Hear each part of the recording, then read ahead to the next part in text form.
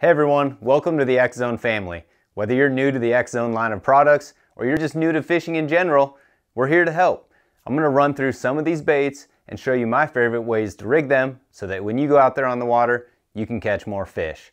I'm going to change camera angles, give you guys a close-up look on how I rig these baits to make it a little bit easier. So let's jump right in and change this angle so you guys get the best view. Next up, the 4-inch Swammer. So there's really two main ways that I throw the 4-inch Swammer. It's a highly versatile swim bait. You can throw it on a lot of things, spinner baits, buzz baits, works great really as any type of trailer.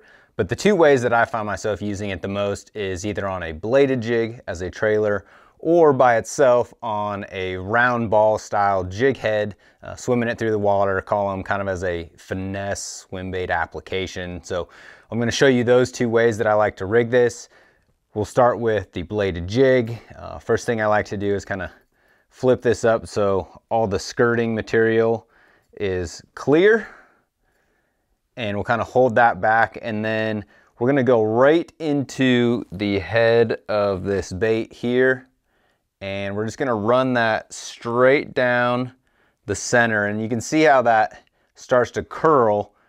Right as that starts to curl up, I'm going to push that hook point right out the center of the back, push it up over that bait keeper, and flush up against the base of that jig head.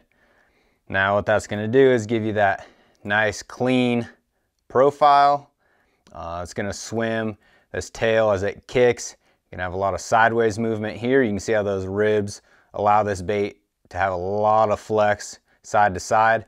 It's also going to create some really good roll. So if you're just throwing it on a straight swim jig or a bladed jig, phenomenal way to get kind of multi-dimensional action out of your bait. So pull this off. We'll use the same one. They're super durable, so you can use it in a lot of different applications. And one thing I always like to do with my jig heads is, depending on the size, I like to kind of line it up and just check and see if that nose is going to line up. Sometimes if I've got a bigger jig head, I will trim this back a little bit to make sure it fits well, but we're good here. So I'm going to mark where that hook point is going to come out. So right here, it's kind of 1, 2, third rib down, and I'm going to use that kind of as my gauge as I insert this hook point. Again, running it straight down the center. We're going to come right out that third rib, just like that. And on this one, since this has a screw lock, I really like this style because it seems to hold the bait on. I'm just going to begin to twist this, and you may have to push your tail section around that hook point until it gets up a little bit further, just so you're kind of helping it work its way around. And then we have a nice clean straight profile, super finesse.